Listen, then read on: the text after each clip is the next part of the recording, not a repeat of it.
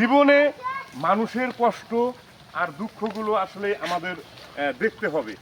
এই যে এই এই এই বাচ্চাটা আর এই দাদা আসলে এই জিনিসগুলো পালন করে, সে কিন্তু ওই যে মানুষের বাড়ির কাঞ্চালে আগ্নেয় এইরকম জায়গাতে নিয়ে এই জিনিসগুলো পালতেছে।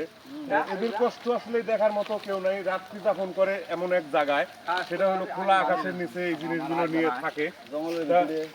আসলে দাদা, আপনি কিরকম কষ্টে আছেন একটু আমাদের দর্শকদের জানাবেন। বর্তমান খুব কষ্টে আছি, চতুর্দিকে খালি দেন না কিরম আবার ধান না কাটা পর্যন্ত খুব কষ্ট। আর এই জিনিসগুলোর কষ্ট হলো আপনার ধান কাটলে কোনো মানুষের খেতে নিয়ে যাওয়া যায়, আর যদি আপনি ধান না কাটেন তাহলে মনে করেন যে তাহলে খুবই সমস্যা হয়। এদিক যা হ্যাঁ, খুবই সমস্যা হয়। আসলে এই জিনিসগুলো এমনই একটা জিনিস, মানুষের চাইতেও এরা বেশি খায়।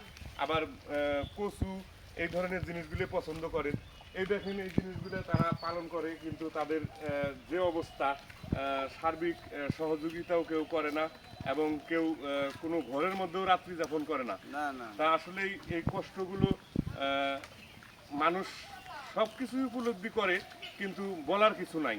এই জিনিসগুলোর তেমন একটা দামও না, মানুষ সচরাচর ওইভাবে কিনে খায় না। তা আসলেই এই যে বাচ্চাটা দেখেন, এই বয়সে এই বয়সেই কিন্তু এই বাচ্চাটা এইগুলো পালন করতেছে। এখানে অনেকগুলো আছে। আসলে আমরা সবাই যেন ভিডিওটা বেশি করে শেয়ার করি, এনাদের পরিচিত বেশি দেই।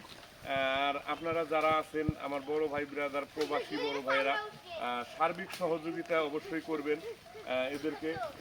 এদের কষ্ট দুঃখটা আপনারা একটু উপলব্ধি করবেন। আসলে এরা জীবনযাপনগুলো কোথায় করতেছে এবং কি জায়গায় আছে।